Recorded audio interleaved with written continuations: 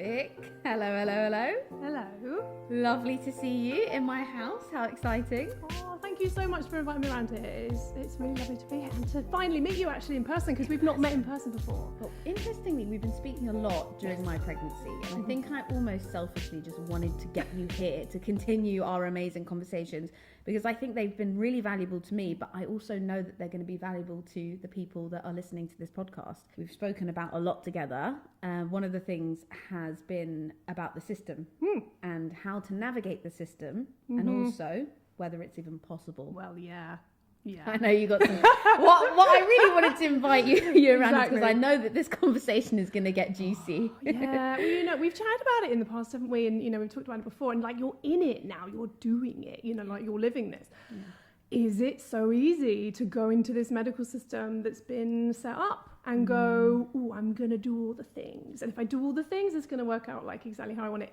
Is that what happens? Is that what we hear? Do you hear that? Well, to be honest, what I've realised about myself is I feel as though I'm trying to tailor my experience and it's not quite working. Yeah. So, for example, I had a conversation with the midwife the other day about my birth plan, which contains a lot of no's and a lot of kind of, I'm declining this and I accept the risks in doing so. So I've got quite a few midwife friends, and they recommended putting that in the birth plan so that it almost puts them at ease. So they come to the home birth and I've said, I don't want the blood pressure checks unless I'm feeling unwell, and then I will request them. Sure. I don't want the urine checks because it's going to disturb me. I probably don't need them. Do you know what I mean? And I accept the risks of doing so. But I felt like then I was reported to dad and, needed this call with the midwife and then the obstetrics team to ensure that I'm aware of the risks. And one of the things I noticed with this phone call was I was speaking on the phone and the whole dynamic was very parent-child. So I was behaving more like a child because they were treating me like a child. And it got to the point where I started rolling my eyeballs, kind of like, and then I caught myself and I was like, no, don't play into this. Like, you are not a child. Like, get back into your adult. Yeah. So eventually I ended up saying to her, I said, you and I know that I have the best interest of this baby at heart. So if I'm declining things, it's because I'm fully informed and I'm doing so because I have the best interest of this baby and my health and the wellness of our birth. It just suddenly was like, do you not understand that? Like, is that because I was feeling like I was taking unnecessary risks, which was it's just not true. Yeah. Do you think they understand that though? Do you think that they hear you when you say, I am the one who has the best interests at heart for my baby? It depends who I've been speaking to, because then I had the call with the obstetrician and I was amazed. I just couldn't believe like how well it went. So there was such a contrast, and I said the same thing. I've got the best to do. I wanted to see how that would land again. It felt quite good saying it. I was like, I'm going to reel that one off again. And she was like, absolutely, of course you do. And she said, I loved reading your birth plan. My birth plan is actually quite poetic. You should read it. It's like, it almost brought Tom to tears. Like, that's really nice. You could give birth, pick up the baby, hold the space for the first breath. Like, and she was like, look, you're clearly really informed. And it was an empowering conversation. But then there was still the backdrop of, I need to say these things to tick the boxes, which was kind of annoying, but they have to do it. So to answer your question, I think it depends on who you're talking to. There's two sides. There's multiple sides. There are, but then how do you guarantee that you get to speak to the one who really listens? You can't. I mean, you can't, can you? So then what does that bring into your experience, and how does that make you feel? Well, it's uncertain, isn't it? It's, you don't have control over it. And then in a time where you want to prioritize supporting that process of your body, what happens when we have people come into our space that are uncertain to us, that we don't know? How do we feel then?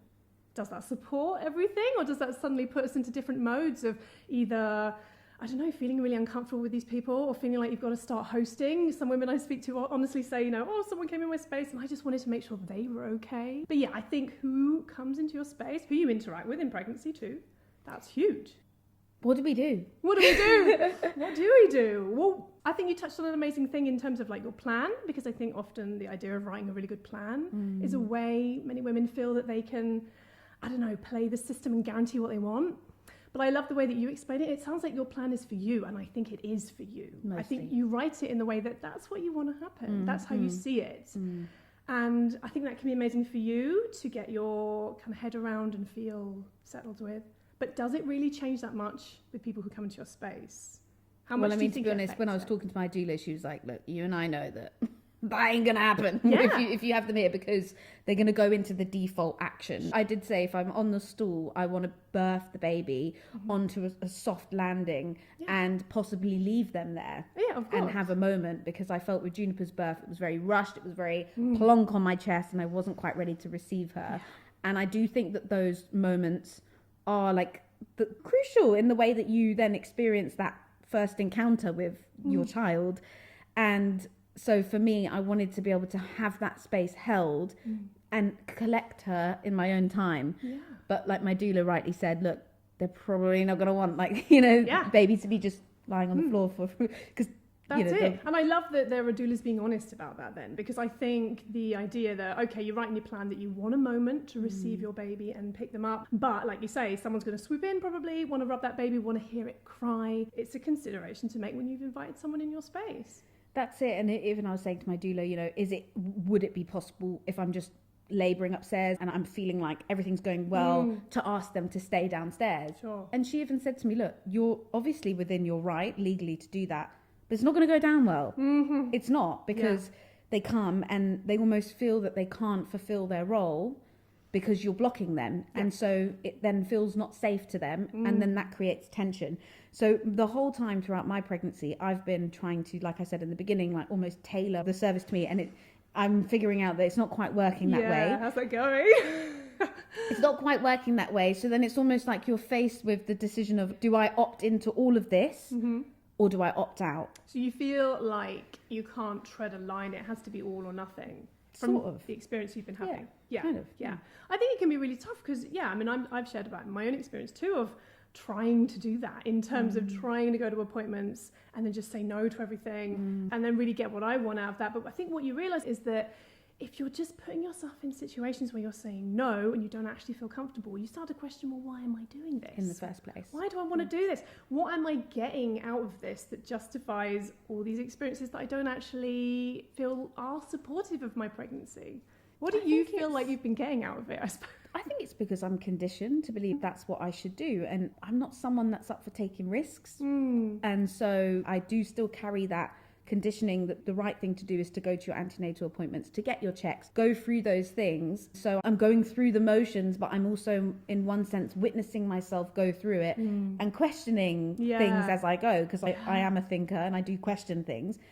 And I still don't know what the right answer is, because of course you can go to a meeting where they pick something up and actually that could be life-saving and it could really help you. It could change the route of your care going forward. So I just don't think there is an answer, because it's so dependent on you as an individual. That's absolutely it. I really believe it's you. And I think the factor that makes a woman's experience either good or bad is really them. They're the variable. You know, you can have women do the same thing. They could do the same kind of birth prep. They could even see the same midwife. They could even birth in the same kind of like location.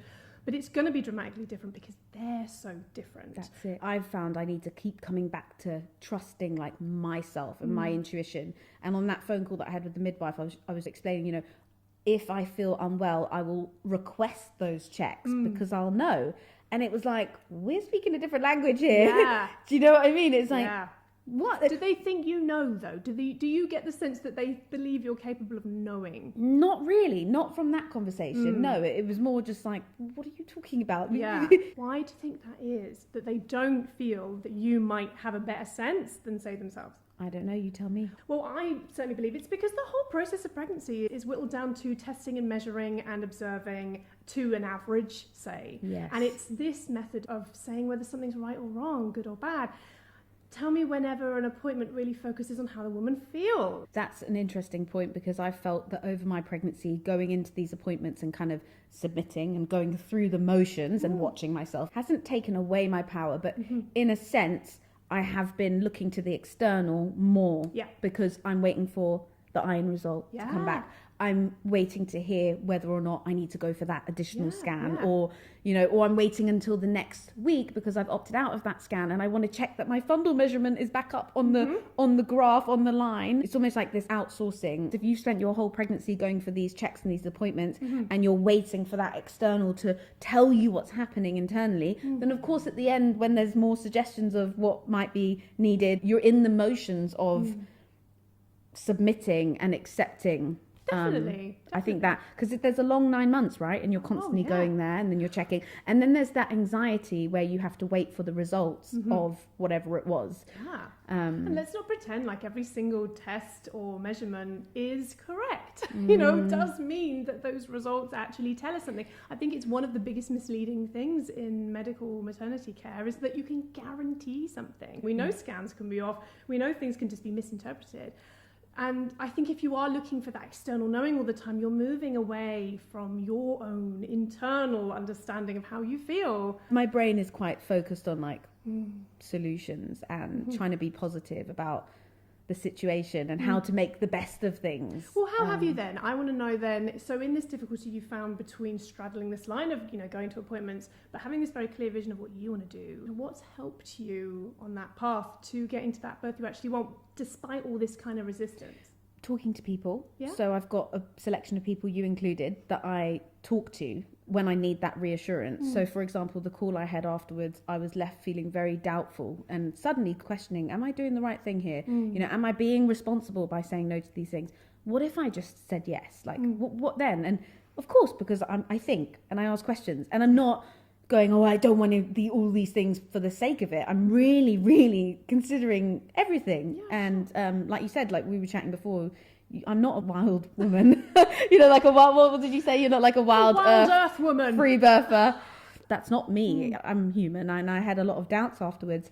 And I phoned my stepmom, Christine, and she really helped me just see it for what it is and get that perspective. So I think having someone to talk to, or a selection of people, birth keepers, professionals that are outside of the system that can then talk to you. Do you find that you have women coming to you having had previous traumas, or do you see patterns in terms of the people that you're speaking to, what they're talking about, why they're choosing free birth, and I guess how you work with them and how you help them figure out what they want and how to tap into that intuition and trust? Yeah, I mean, I think to begin with, it's important to know free births for anyone, any woman ever. There's no one typical type of free birther. I think there can be a branding issue with it sometimes, and that's something I'm quite passionate about. Kind of normal, boring disarming. free birth. Yeah, it's normal, boring free birth. It really is. Because I got put off initially by this sense of, to free birth, it's very radical.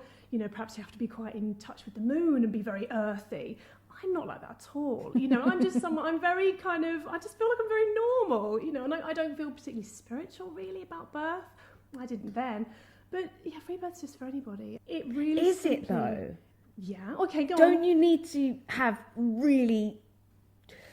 need to be a certain kind of person? I was talking about the possibility of having unassisted birth, and a midwife messaged me and she said, this is dangerous. You and I know that it's not for everyone, and some women really desperately need the support.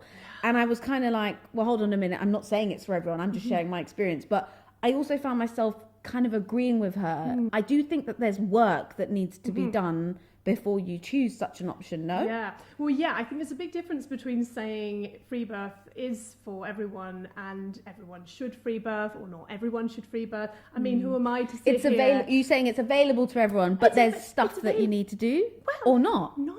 Really? Honestly, I think you get there how you get there. It's a personal choice. What people like to say about free birth is that it's not for everyone, or that even home birth isn't for everyone. And it's almost like this get out statement of going, yeah, there are some that could do that, but there are some that are just like, they need all these other things. And I'm thinking, hang on, I mean, who are you to tell me what anyone needs? How do you know people need that? There may be people that want support. They might feel safer in a hospital, safer with a midwife, and they can absolutely choose that. But there's no one type of person who is like, yeah, on paper, tick, tick, tick. Oh yeah, you can free birth, it's going to be A-okay. We can't say that, and we can't say that people shouldn't choose it if they want to. So I have worked with women who are, shyer, quieter personalities. It just feels like they just want to be undisturbed and just be left alone. And then I've worked with people who are so confident and like bullshy and really kind of, I'm doing this and like nothing's going to stop me. And that can be great too, but it doesn't mean that they're any more likely to do it than someone else. I think I'd probably say that there's probably some work to do around fear. Oh yeah. Because if you are fearful, then it's probably not going to work hormonally. Yeah. So, but if you're not doing your work around fear in any birth plan, then how's that going to affect your birth? You know, I think we can look at free birth and go, oh, okay, you're doing something different there. You're going outside of that medical system. But then what you're saying there is that women who birth inside that system don't have to do certain things. Well, they don't have to think about certain stuff. They shouldn't think about death, loss, fear. Yeah. Why? That's something that I see come up so much in the conversations that I'm having. You know, how would you live with yourself if something were to go wrong?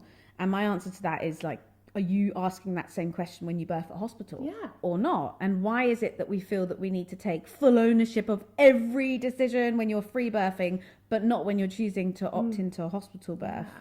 Well, you know that's why so many women choose a hospital birth, because they don't want to have that responsibility. I think it's too crushing. I'm so understanding of those, you know, and I felt like that myself in the early days of my first pregnancy of, just tell me what to do. Just tell me what to do to make it safest. What, is that how you were with your first pregnancy? I mean, I was definitely more in that headspace. I did want to birth at home with my first, but I still felt, and I felt this in labour, that there were people and perhaps a place that knew more than me and that could help me in some way and could do something. This idea that you can defer to some experts and things is, I think, quite dangerous. Yeah. You know? Yeah, it's the outsourcing as well. So let's talk about, you wanted to talk about this, uncomfortable birth prep. Yeah. Go on. Oh, it's just like, I hate it. Seeing it online, I think the emphasis on just being really positive about your birth experience all the time and like making sure... I'm probably quite bad at that. You're very positive. I know, but I do think you do talk about some topics that open people's thinking a bit, you know. You are, I think there's I think more and more as I work in this space, it's going to come out more. You and I know I've got a bit of a... Yeah. I don't agree with the whole, just keep it really happy and positive, because I think that sells a lot of women short for the opportunity to look at the deep stuff, the big stuff. So is that where you're saying you need to get uncomfortable when you prepare for birth? Yeah, I think if it's all just positive and happy and upbeat, you might be missing an opportunity. But at the same time, I'm going to sit here and go, I'm not going to tell you what to look at. I think you need to follow that yourself. I think there can be a lot of influences around us, and perhaps our own kind of history and what has really fed into how we see birth can be a big influence. But it's tough, isn't it? I see many talk about home birth's better, it's safer, you know, don't be in a hospital. Some women aren't going to hear that because they're not in a space to hear it. I mean, I wasn't with Juniper's birth. I was just like, well, you can say anything to me, but I'm not doing that because I've never given birth before and I have no idea what to expect. I can watch a million birth videos, but no, I'm not up for taking the risk because I'm conditioned, and I did believe that the safest place was at hospital. Yeah. But then how did you feel after that experience? Yeah, I went in at the last minute and had that kind of positive experience, although having reflected on it, I could now see things that happened that, my goodness, I wasn't there for very long and managed to get quite a lot done. You know, things like having my waters broken, didn't need that to happen. Like, baby could have easily been born in the sack. Having that injection unnecessarily, the tugging, I now know that was not necessary at all, and I can still kind of feel that tug now. Yeah. So it's only later where you start to unpick things that you start to realize, hold on a minute, there was 2 hours and a lot of stuff went down in that 2 hours that did not need to happen. So God forbid I was there for any longer. So I kind of lucked out in a way. But isn't it interesting? But isn't it interesting though that even though on paper, say, you know, you'd probably had like a positive birth, you know, you still go away from that with feelings of, I can still feel that pull, or I still kind of, that comes to mind sometimes and I don't feel great about that. You can still come away from that experience feeling traumatized. I'm a pregnant woman. I'm You listening are. to this conversation. Yes. And I'm feeling a bit rubbish about the whole thing. And I don't quite know what to do. I think let's start with why you feel rubbish. What brings up the rubbish feeling? Just disheartened. Disheartened. The feeling as though I'm up against it. Yes. And like I'm going to have battles Yes. in order to get the care that I want. Okay. But also I'm worried that if I did need the care and I'm opting out because I don't have any other options, then what? Well, then what? I mean, that's a great question. What do you want to do? You know, you can start to feel really overwhelming of, okay, there are all these reasons why I might not want people in my space and the things that they might introduce to my birth experience that could maybe set it down a different path. So what can I do instead? And I mean, you can look at different options of support. You could hire a doula, you could hire a birth keeper. I mean, you could even have a friend that you just felt comfortable with. It's like, what does the support mean to you and what do you actually want? Well, what I was thinking about, almost just being your own coach and being there for yourself and having that positive self-talk and having the people that you lean on and the people that you talk to, but ultimately trying to find that strong center because you're going to need it. And it comes back to the trust and the intuition. It's what is it you want and why? Write it down. Have a chat about it with somebody.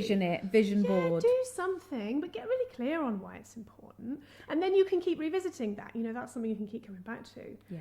And I think one of the most important things any woman can do when they're pregnant is build this sense of trust in themselves. Yes. Because it's not something that we're even raised to listen to, I think, a lot of the time. And I think you got to ask yourself, if you want the kind of birth where you want it to be so intuitive, like, you know, don't do the things to me. I don't want the interventions. I want to be left alone. Are you doing that in pregnancy? Is that something you're doing now? Do you trust yourself now?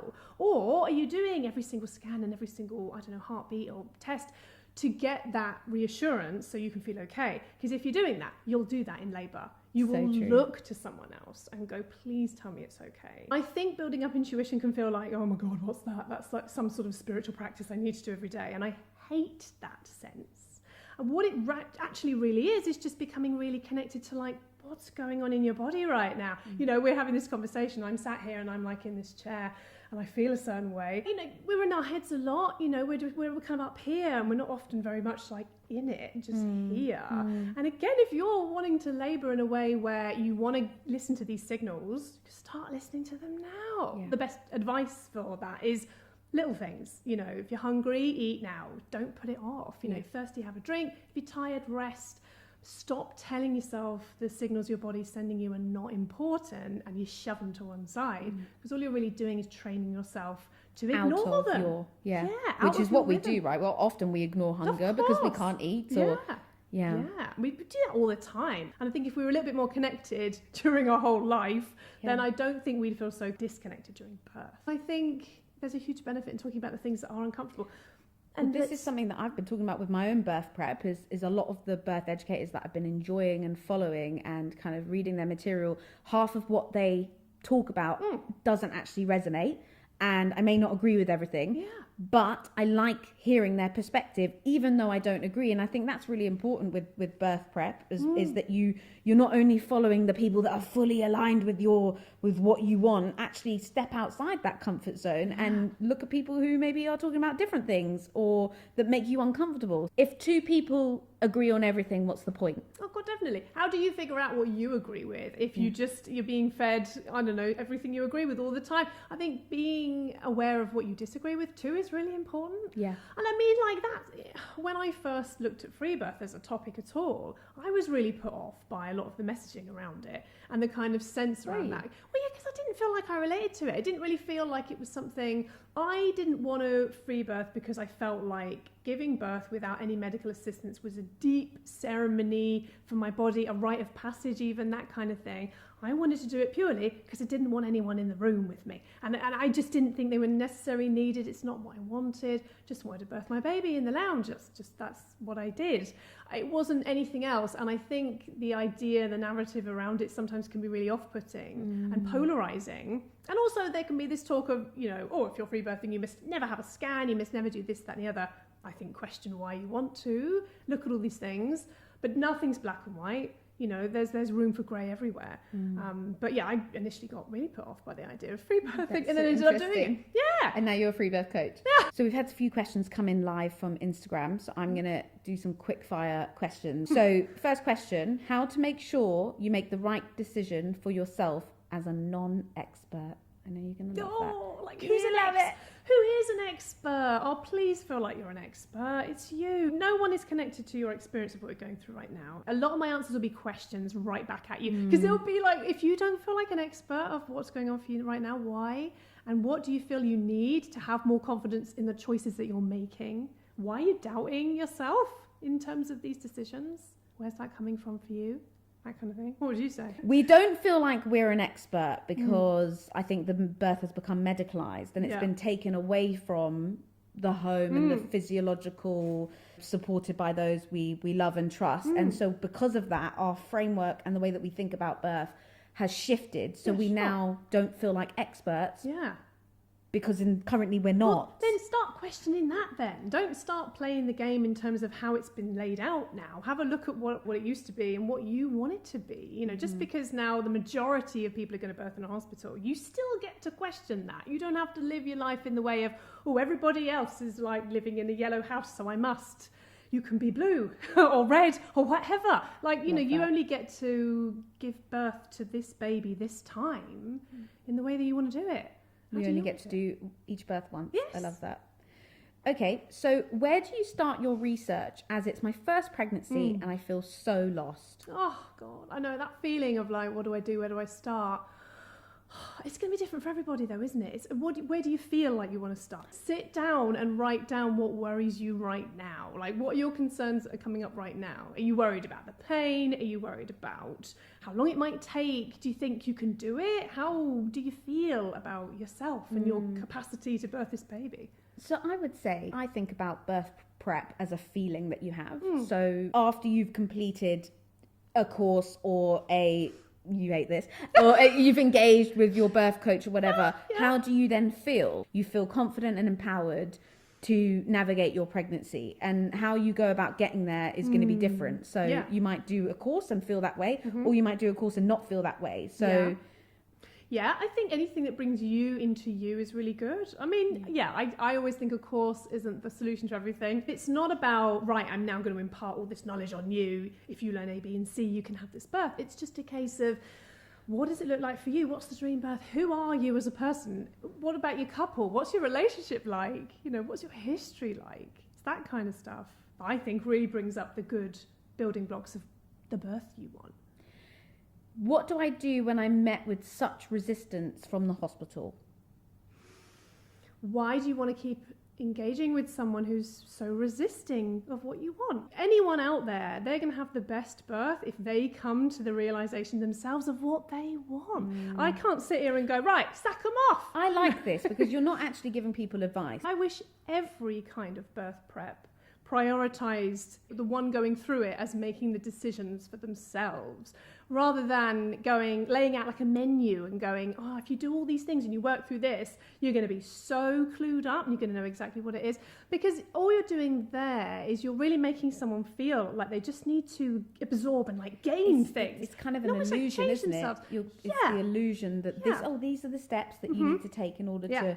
But the thing is, this is why it comes back to your uncomfortable birth prep, is that your questioning makes people uncomfortable and makes it hard. 100%. It's harder than going, you could have easily said, well, what you could do is my top 3 tips are this. But what you're doing is you're batting it back and you're asking questions, which is making them have to make the decision themselves. And therefore it's making them more uncomfortable because you don't have the answer. Totally. I have worked with women who in the beginning have said to me, I want to have a free birth. And then at some point in their pregnancy, they go like, oh, I'm freaking out. I think actually I want to have a midwife round. And I'll go, okay, invite a midwife round. And they'll go, oh, no, I don't want that though, because she's going to do this, this, and this, and I don't want that. And I'm like, it sounds like you don't want these things. So, but you tell me you want to invite around. So what is it you want to do? And it's not a case of making anyone feel better. It's a case of almost like putting a mirror up and going, this is what you've told me, but this is how you feel.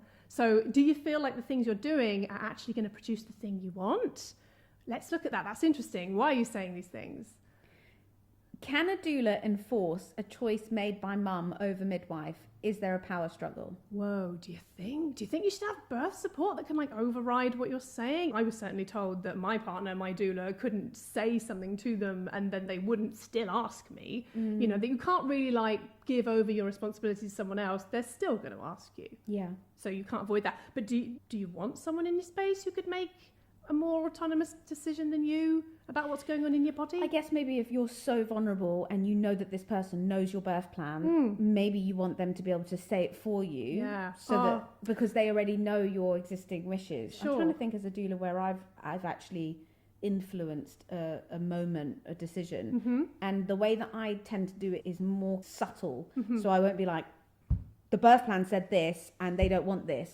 But I go, could we just wait and see what might emerge if we wait 5 minutes? Or it's more of a conversation. It's more of a, I ask, like, could we possibly all just wait? Usually it's wait, actually. How would it look, though, if you were birthing in a space where you didn't have to ask anybody anything, or you weren't birthing in a way where it really depended on that other person to say yes to that thing? I love to talk about the whole advocacy thing a lot online, and someone messaged me saying this whole, like, oh, just say no, and then everything's okay. And someone DM'd me and said, you can only say no if they ask. And I think that's a really good point. If it's not a question, then can you say no to it? Are we then having a birth where we're controlling it? We're not even being asked what happens.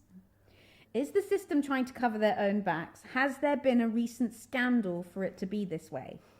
I mean, not a month goes by, I suppose, when there's some kind of report or review or story that's coming out. And generally all the same message of women don't feel listened to, and then things happen. In short, they're always going to want to try and cover that. It's always going to be a consideration. I mean, the medical system is a business, you know, and there are people working within it with limitations, you know. Can they truly be with us if they also have the responsibility to their employer, to their certification and everything? But yeah, definitely. It's like with the midwife appointments I've had, they've often said, oh, well, we just need to say this, or we just need to do this. And it's like, I can tell that they don't really want to do it. But for example, I had a fundal measurement which showed that I dropped 3 centimeters. So like back on the low line.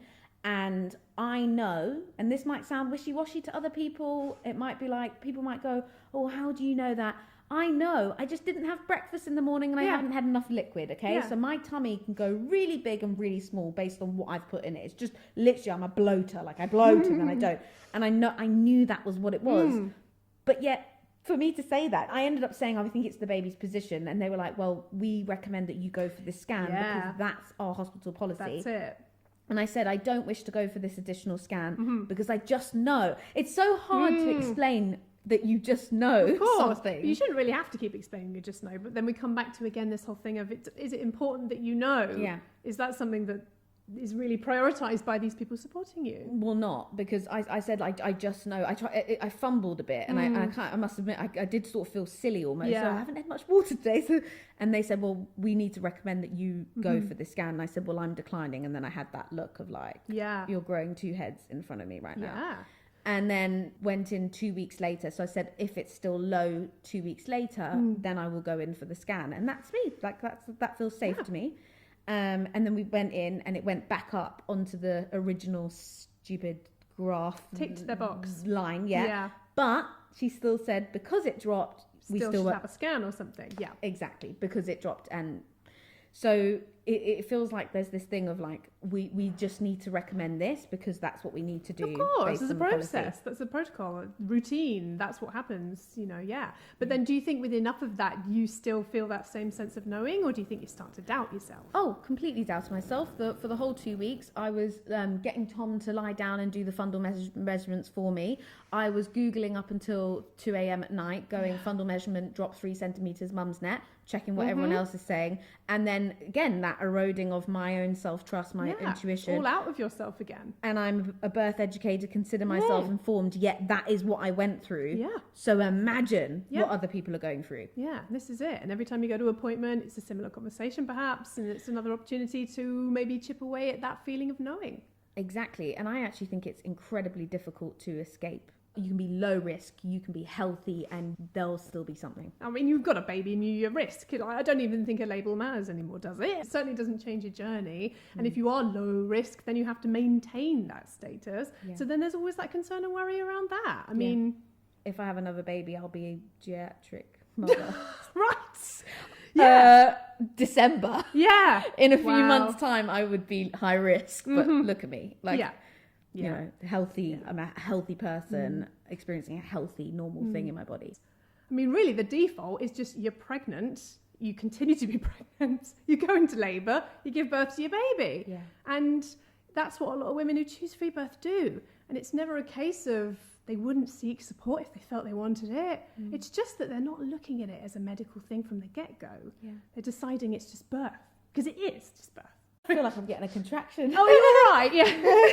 No, love. We're talking about big stuff, We're talking about big stuff, and I genuinely feel like this baby's going to come any minute. Guys, like... Are you all right to record the birth? Yeah, no, can you just stay around? Like, you and I are cool. No, I'm genuinely feeling like a lot of pressure. You're right. Okay. I think it's just, well, I don't know, maybe it's because we're talking about the real positive parts of it, and I almost feel like I see in you, you know, you're so excited, and you're so I'm looking excited forward to experiencing it all course, again, and in this unique, in this different way that I chose. I'm making different choices now, and I feel confident with the choices. And Lucas is staring at me like, get the Sorry, I know. I knew this would always happen with us. Oh, do you know what? It's been great. It's been great, hasn't it? I was going to say, do we need to end on a positive? But I think we've had a really positive conversation. Yeah. I feel like people need to be able to have these conversations without going, oh. It's just so bloody normal. Yeah, normal, boring. Normal, boring free birth. Yeah. Free birth is just birth. Yeah. Your body will birth. No one has to do anything. You don't have to learn all the stuff. Feel how you feel. You are the expert. I don't know, what more can I say in terms of just, it can be really simple. It can be what you want it to be. Yeah. What do you want it to be? Please let go of all these things you feel like you should do or that people are telling you to do. Strip it right back to you now. Yeah. How are you feeling? Peaceful. It's been a lovely. pleasure. Yeah, I knew this was going to be great, and we obviously are going to keep in touch. And everyone, if you're listening, we'll leave obviously the links and various different ways come you check can us contact. out. Yeah, come and listen to the free birth stories. If Yeah. you're curious. Oh, yes. Yeah, it's normal, boring free birth. Amazing podcast, lots of free birth stories, a real mix of myself stories. and Leonie. And we talk lovely. to women who just share their free birth stories. I want to normalise it for everybody. Lovely. You don't have to be an earth woman looking at the moon. You can just be you and have a free birth at home if that feels right for you. On that note, we'll love you and leave you. Thank you so much It's been for having great. me. Thank you.